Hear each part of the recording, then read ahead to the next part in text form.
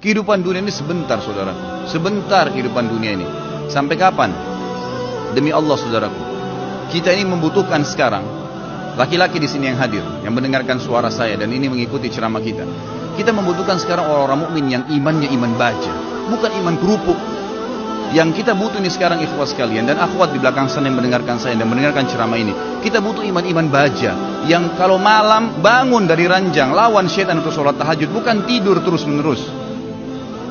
Kita membutuhkan iman baja, ikhwas sekalian dan akhwat sekalian, yang pada saat azan ke masjid, sholat, apapun tantangannya.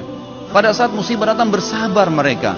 Pada saat jihad dikumandangkan mereka berjihad di jalan Allah Subhanahu Wa Taala. Memang hidupnya untuk Allah Subhanahu Wa Taala. Kita butuh iman yang seperti ini.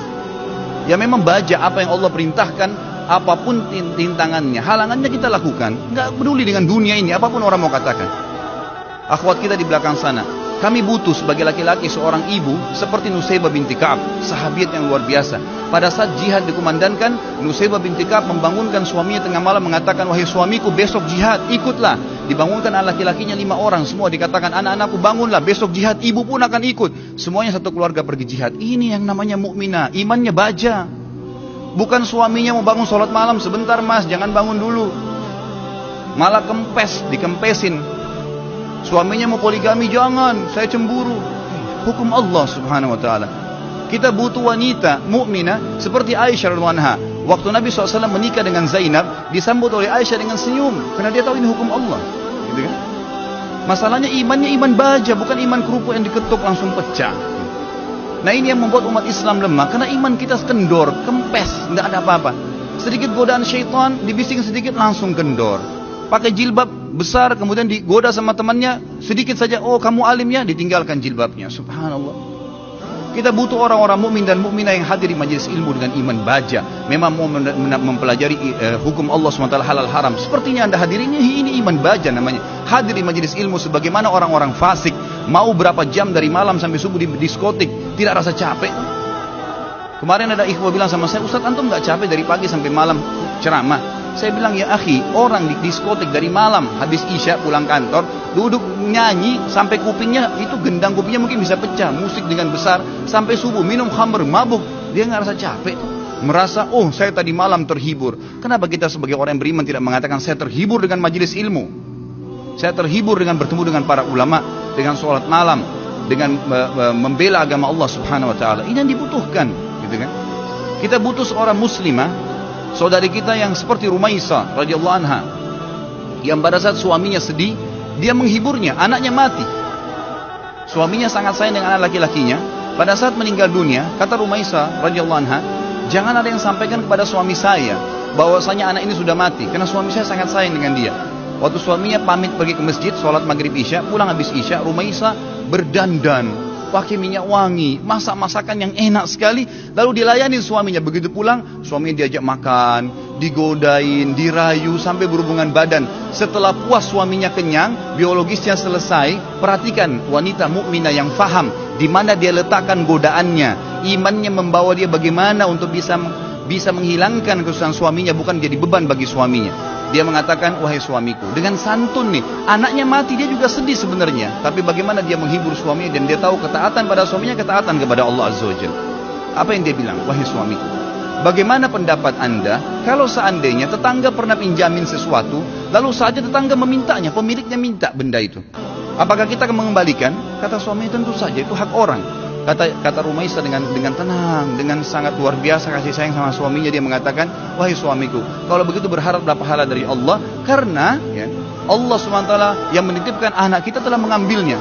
Suaminya langsung marah, mengatakan, kenapa kau tidak cerita dengan saya, wahai Rumaisah? Kau membiarkan saya memakan makanan, menikmati tubuhmu, lalu kemudian kau memberitahukan setelah itu bahwasanya anak kita mati, gitu kan? Dengan sangat tenang. Lalu kata Rumaisah, itulah yang saya ingin lakukan untuk menghiburmu. Lalu kata suaminya, saya akan laporkan kepada Nabi SAW. Suaminya bagi ke Nabi SAW malam itu berkata, ya Rasulullah, begini yang terjadi. Nabi SAW senyum, ya, lalu berkata, apakah kalian berhubungan malam itu? Kata keduanya, iya ya Rasulullah. Kata Nabi SAW, semoga Allah berkahi, betul hamil gara-gara hubungan malam itu. Dan tahun depannya lahir seorang anak mujahid dari kalangan sahabat yang hanya besar mati syahid di jalan Allah Subhanahu Wa Taala. Ini yang kita butuhkan, orang-orang yang punya iman, ikhwas sekalian. Sampai kapan kita mau berlalai-lalai, gitu kan? Sampai kapan kita mau berlemah-lemah? Malu dengan pakai busana muslim, subhanallah, gitu kan. Malu dengan simbol Islam, subhanallah. Enggak usah jadi muslim sekalian. Saya berapa kali nasihati ikhwan dan akhwat saya, kalau ada yang bertanya, Ustaz, ada satu tetangga saya, ada saudara saya murtad, bagaimana saran Anda? Saya bilang, tinggalin dia. Islam gak butuh dengan orang murtad, biarin dia murtad, masuk neraka sendiri. Kenapa kita harus bingung dengan satu orang murtad dan kita tinggalkan orang-orang tetangga kita muslim yang butuh bantuan makan, yang kalau diajak ke masjid mau sholat, itu yang kita dakwahin. Orang yang tidak mau iman tinggalin aja, gak usah diikutin, gitu kan. Ngapain kita berjalan di belakangnya merayu dia untuk supaya dia kembali ke dalam Islam? Gak usah. Doain mungkin, mendakwahin boleh, tapi gak usah kita sedih, ya kan gitu. Jadi kita harus menetapkan semua pada tempatnya masing-masing. Kita butuh figur Abu Bakar yang semua tegak dengan keyakinannya. Figur Umar yang memang syaitan lari dari dia. Tahu kenapa ikhwas sekalian syaitan lari dari Umar? Karena Umar betul-betul yakin semua yang Allah perintahkan benar, yang dilarang itu salah, ditinggalkan. Dan Umar bin Khattab semuanya dengan tegar, dengan iman baja yang dia lakukan. Malam bangun sholat, nggak ada ceritanya syaitan mau godain ditepis sama dia, nggak ada. Syaitan hanya habis akal. Bagaimana caranya goda orang seperti ini? Nggak bisa, gitu kan? Karena dia betul-betul memang itu tinggal ditinggalin. Dan itu hanya dengan iman, ikhwas sekalian. Ini hanya dengan iman. Sampai kapan kita mau terus-menerus membiarkan iman kita sehari begini dan sehari begitu? Sampai kapan antum mau mengatakan, dan perempuan di antum di belakang mengatakan, sampai kapan kita mau mengatakan, oh iya nanti, oh iya ya, sampai kapan oh iya ya ini? Sampai malaikat maut mencabut roh kita baru kemudian kita mau sadar? Subhanallah. Majelis ilmu seperti ini tujuan utama mengubah menjadi orang yang lebih baik. Kalau antum datang di sini dan tidak bisa mengubah, antum bisa rajin sholat malam, antum rajin menjaga hukum-hukum Allah SWT, meninggalkan yang haram, menikmati yang halal. Perempuan-perempuan di sana di belakang, kalau anda datang ke sini tidak bisa mengubah, anda tutup aurat, anda lebih baik daripada sebelumnya. Anda bisa mengatur, ya, menikmati apa yang halal, tidak memulihkan aurat anda di sana sini, maka jangan hadir. Karena majelis ilmu tujuannya untuk itu, melahirkan orang-orang yang imannya iman tegar, iman baja, yang memang tidak mudah goyah, ikhwas sekalian. Kadang-kadang subhanallah baru diminta waktunya untuk sholat malam, kita nggak mau bangun sholat malam. Bagaimana kalau diminta ditumpahkan darah jalan Allah subhanahu wa ta'ala? Sudah sulit, kan gitu.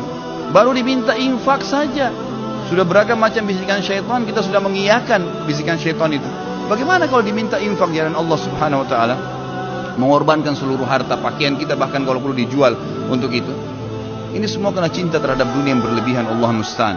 Semoga Allah SWT yang di langit sana yang melihat kita ini menjadikan kita orang-orang yang terpilih di kalangan hamba-hambanya, yang dipenuhi imannya dengan iman baja insyaAllah dalam hati, dan meninggal dalam keadaan syahid. Ya Allah, saya meminta kepadamu atas namamu yang maha mulia, agar engkau menjadikan aku secara khusus dengan keluargaku, ya Allah, semuanya mati syahid di jalan Allah, dan semuanya memiliki iman-iman yang baja dari keturunan dan seluruh istri dan anak-anakku, dan juga semua yang hadir di sini, ya Allah. Semoga engkau berikan apa yang terbaik dari hamba-hambamu. Jadi mudah-mudahan kita tidak termasuk orang-orang yang lemah dan orang-orang yang sama sekali meninggal dalam kondisi nanti menyesal. Oh kenapa ya? Oh seandainya ya? Sudah nggak ada gunanya, ikhwan. Sekarang saatnya berubah.